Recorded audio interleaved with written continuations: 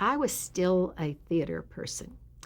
And the movies, my mother was, this was still, I could hear this. Movies were not, they were something I did on my day off.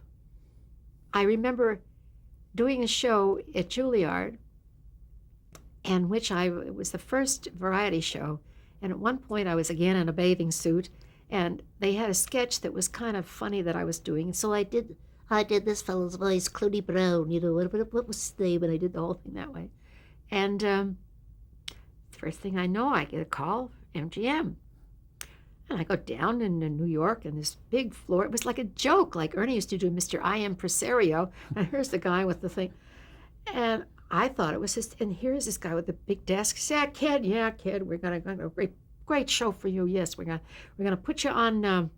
Yes, you're gonna be under contract. You're gonna get 125 the first year, and then 150 the second. And I said, well, what will I do? What pictures will I do? Oh, now you'll go to a lot of parties. You'll do it. I said, but is there anything that you have in mind that you think I can do?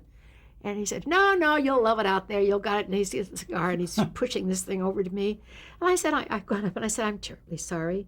I think movies are dead. I'm going into television. This is right before the Richard Rodgers. What guts we have. So I still had that feeling about the movies, and the movies were kind of dead in those days, and they were angry at television. Nobody saw it as a vehicle to where it's going. And how'd you get that job in the apartment?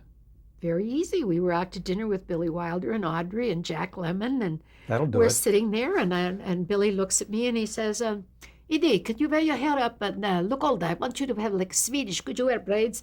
I said, sure. And he said, oh, good. I got a good part for you in the picture. Well, we all knew we're in the business. We had dinner with these same people every night. And I thought that was just in there. We got a part for you in this picture. I said, what part? He said, a secretary. And I knew, I thought, they didn't want me for the ditzy blonde? Well, that's all right, but that's the last I'll hear of it. This is a Saturday night. Sunday morning, wardrobe calls up and brings some suits. I said, what? You're in the picture. I mean, I shot the following morning. That's how I got into them.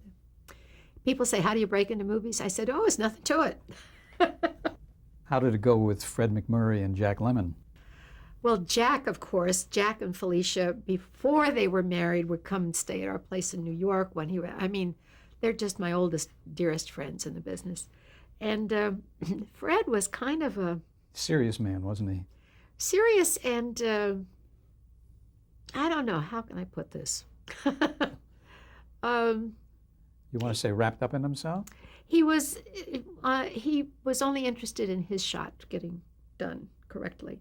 And since I was the newcomer on the block, I wasn't used to doing reverses or finding and doing all kinds of things that we had to do. And because I found that movies were very, very technical, and I was completely a performer that the audience told me what to do. And I found it very difficult to crank into how mad I was 2 weeks ago and whatever. And doing the reverses, he was ungracious. So if it was going well for me, he'd cough, or if it would do something, or he had a very strange reputation. He wouldn't come in to do his television show. He would come in one day a week.